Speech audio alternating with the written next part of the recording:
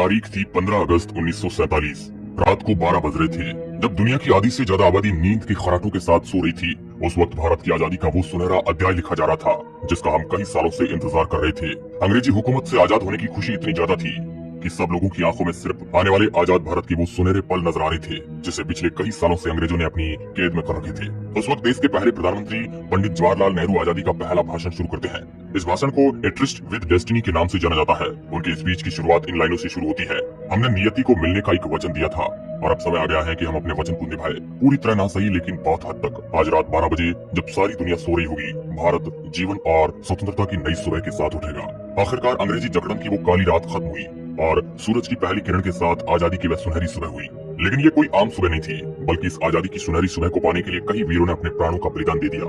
लेकिन जितनी खुशी हमें आजादी की हो रही थी, तो दूसरी तरफ एक ऐसी दर्द भरी दास्तां हमारी चौखट पर दस्तक दे चुकी थी। वह थी भारत और पाकिस्तान के बंटवारे की वो लकीर। उस लकीर ने भारत और पाकिस्तान को दो अलग अलग भागों में बांट दिया और यह एक ऐसी लकीर थी जिसका खामियाजा हजारों लोगों ने अपनी जान देकर चुकाया और करोड़ों लोग अपने बसे बसाए घर को छोड़ने के लिए मजबूर हो गए। कुछ महीने पहले जो देशवासी आपस में भाई की तरह मिलकर अंग्रेजी हुकूमत से लड़ रहे थे, वे बंटवारे की लकीर की वजह से एक दूसरे के खूनी दुश्मन बन चुके थे। बंटवारे के इस विस्थापन में इंसानियत पूरी तरह खत्म हो गई। 15 अगस्त 1947 से 9 दिन पहले 60 मुसलमानों का कत्ल अमृतसर में कर दिया गया। इसके ठीक 2 दिन बाद यानी 6 अगस्त 1947 को 74 सिखों का कत्ल लुधियाना फिरोजपुर रोड जलालाबाद के पास कर दिया गया। साल 1947 के अगस्त महीने के पहले सप्ताह के भीतर ही खून खराबे से अमृतसर की जमीन लाल रंग ले चुकी थी। हर रोज तकरीबन 100 से अधिक लोग अपनी जान गंवाकर बंटवारे की कीमत चुका रहे थे। उस दर्द भरी दास्तान को आज देखा तो नहीं जा सकता है, लेकिन उस पल को महसूस जरूर किया जा सकता है। आजादी से 48 घंटे पहले यानी 13 अगस्त 1947 को लाहौर से अमृतसर के लिए एक ट्रेन रवाना होती है। लाहौर के मुगलपुरा स्टेशन से चली इस ट्रेन में अमृतसर एक भी जिंदा इंसान नहीं पहुंचा। 43 हिंदू सिखों को ट्रेन पकड़ने से पहले ही मौत के घाट उतार दिया गया।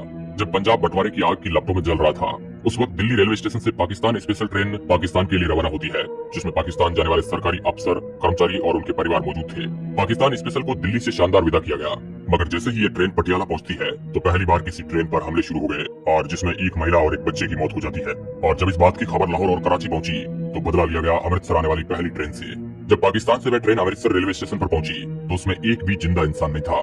हर तरफ खून से लाल हुई ये ट्रेन अपने साथ हुए हादसे को बयां कर रही थी। जहां भी नजर जाए वहां लाशों का ढेर लगा हुआ था, किसी के हाथ कटा हुआ था तो किसी के सिर। इन बेकसूर लोगों के खून से रंगी ट्रेन ये बताने के लिए काफी थी कि बंटवारा कितना दर्दनाक था। 15 अगस्त की शाम पाकिस्तान से जो ट्रेन आई अमृतसर के रेलवे स्टेशन पर, उस ट्रेन के अंदर सिर्फ और सिर्फ लाशें ही लाशें मौजूद थी और ट्रेन के आखिरी डिब्बे पर जो लिखा था उसे सब लोग देखकर हैरान रह गए। उस ट्रेन के आखिरी डिब्बे पर एक पर्चा छिपा था जिस पर लिखा था, पटेल और नेहरू के लिए आजादी का ये तोहफा है। इसके बाद दोनों तरफ से आने वाली ट्रेनों में लोगों को मारा जाने लगा, जिसमें कई बेकसूर लोग बलि चढ़ गए। हजारों लोगों को रातों रात अपना घर बार छोड़कर भारत की ओर पलायन करना पड़ा, जबकि भारत से भी कई हजारों लोगों को यहाँ से अपना घर बार छोड़कर पाकिस्तान की तरफ जाना पड़ा।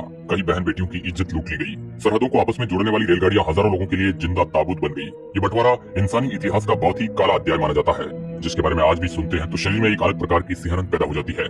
भारत और पाकिस्तान का बंटवारा करने में मोहम्मद अली जिन्ना का सबसे बड़ा रोल था। अगर मोहम्मद अली जिन्ना राजनीति में नहीं होते तो शायद कोई समझौता हो जाता और आज का पाकिस्तान नहीं होता। मोहम्मद अली जिन्ना भारत के पहले प्रधानमंत्री बनना चाहते थे। फिर जिन्ना को यह लगा कि मैं पूरे भारत का प्रधानमंत्री तो नहीं बन सकता हूँ, लेकिन पाकिस्तान का जरूर। और फिर वही कुछ ऐसा ही हुआ। 3 जून 1947 ये वही तारीख है जिस दिन भारत को आजाद करने की तारीख को तय किया गया और मोहम्मद अली जिन्ना के पाकिस्तान को अलग करने की भी जिद पूरी हो गई। इस दिन 15 अगस्त 1947 तारीख को तय किया था। दिन बचे थे 73। इन 73 दिनों में जमीन का बंटवारा, लोगों का बंटवारा, भारत में जमा रुपयों का बंटवारा, इसके साथ ही रिजर्व बैंक के खजाने में पड़ी सोने की ईंटें, सब कुछ बांट देना था, जो कि इतना भी आसान नहीं था। बंटवारे का यह काम 2 अनुभवी अधिकारियों के हवाले किया गया। इनका नाम था एच.एम. पटेल और दूसरे थे चौधरी मोहम्मद अली। ये दोनों लोग बंटवारे में महत्वपूर्ण भूमिका अदा कर रहे थे।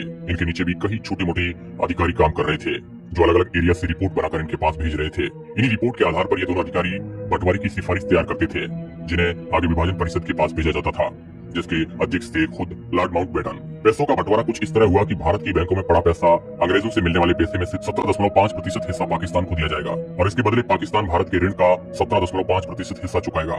इसके अलावा भारत के सरकारी दफ्तरों में पड़ी चल संपत्ति का 80% हिस्सा भारत के लिए और 20% हिस्सा पाकिस्तान के लिए तय किया गया। फिर इन दफ्तरों में पड़ी हर उस चीज का बंटवारा किया गया। मेज, कुर्सियां और टाइपराइटर तक की गिनती करके भारत पाकिस्तान में बांट दिया गया।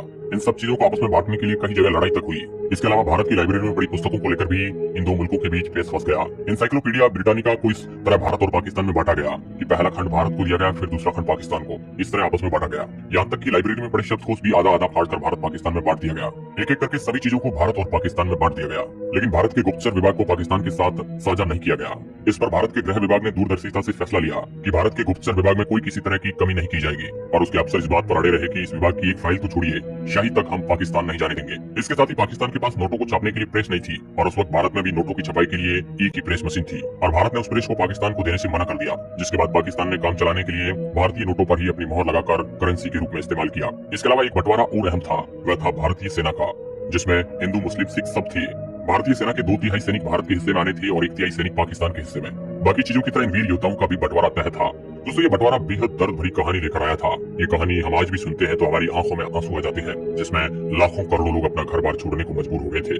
अब दोस्तों, इसके बारे में आप क्या सोचते हैं? क्या यह बंटवारा सही था या गलत? अपनी प्रतिक्रिया हमें कमेंट के माध्यम से जरूर बताएं और इस तरह के इंटरेस्टिंग वीडियो देखने के लिए आप हमारे चैनल को सब्सक्राइब कर सकते हैं। धन्यवाद।